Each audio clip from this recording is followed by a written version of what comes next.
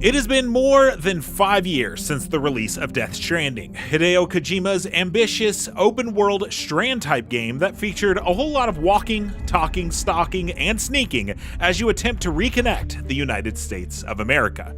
If you beat the game in the first couple of months since its release and then never looked back, you might be surprised to learn that Death Stranding in 2025 is actually quite more feature-packed than it was when it first came out. So, if the release of the upcoming sequel has reignited your desire to reconnect the chiral network once again, here's a guide on everything added to Death Stranding since its initial release.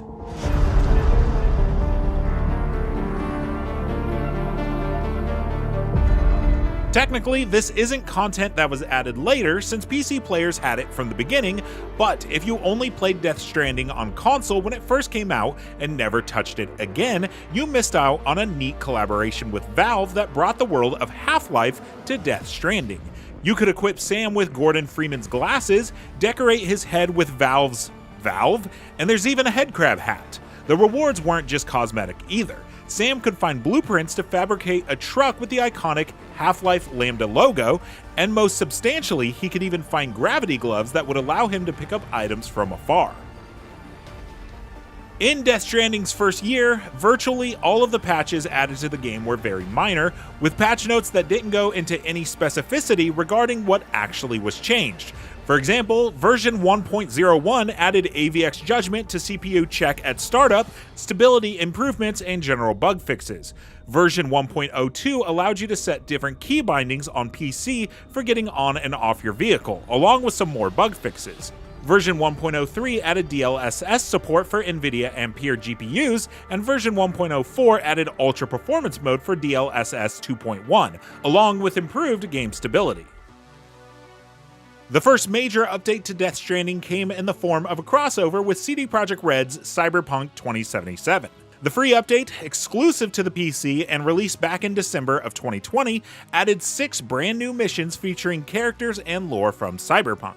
Basically, these missions had you finding chips that you can then bring back for cool cyberpunk-inspired hacking abilities and rewards. You could gain the ability to mark destinations on your compass, short-circuit enemies and vehicles, and disable sentry towers. And you'll also be able to get V's facial pattern, a Yaiba Kusanagi red trike, Johnny Silverhand's glasses, and even Johnny's literal silver hand that would give a nice boost to your melee attack. Released on March 30th, 2022 for the PS5, the Death Stranding Director's Cut marked by far the biggest post-launch update to the game, featuring all sorts of quality of life improvements, better visuals, new vehicles, new weapons, new missions, new equipment, and for console players, all the previously PC exclusive content like the aforementioned Cyberpunk and Half-Life crossovers.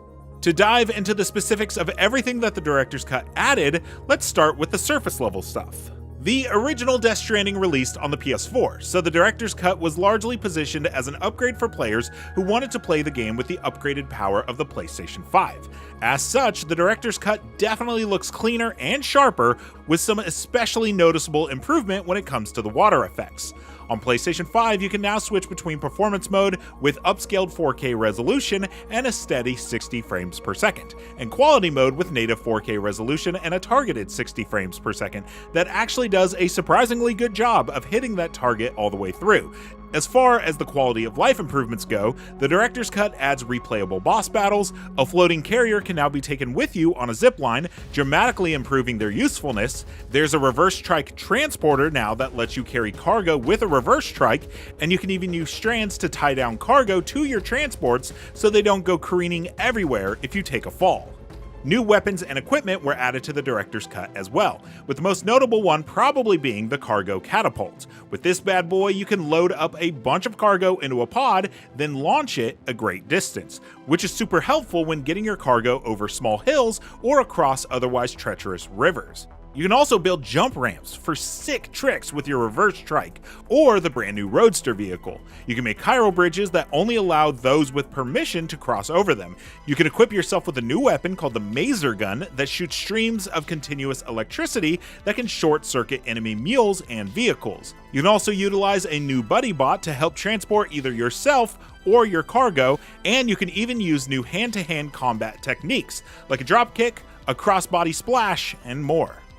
Two other big additions to Death Stranding come in the form of a firing range and a racetrack. The former is much more than just a place to test out Sam's weapons. It's also got its own set of drills that can be attempted like time trials with predetermined loadouts and enemy placements, complete with online leaderboards for you to record and compare your best times. The new racetrack also has online leaderboards and allows you to race on several different courses with the reverse trike, truck, and roadster. The director's cut didn't stop there either, content-wise. There are over 40 new standard orders and 3 new story missions available after beating the game, all of which take place in a new area called the Ruined Factory. There are new customization options, 8 new music tracks, and a handful of fun and spooky nightmare cutscenes to haunt Sam while he thinks he's safe in his private room. Finally, while this isn't content, the last few notable things to happen with Death Stranding was its release on Xbox Series consoles and compatible iPhone, iPad, and Mac devices, allowing even more people to get in on the fun. And that's just about everything that's been added to Death Stranding since launch. A lot of quality of life improvements that make getting around a little less arduous, some truly excellent new toys to play around with that add to the experience without breaking it, a bunch of new content both in the form of side activities and story missions, and a handful of touches that just in general make the game more enjoyable to play. Thanks for watching, and for more on Death Stranding and the upcoming Death Stranding 2, keep it here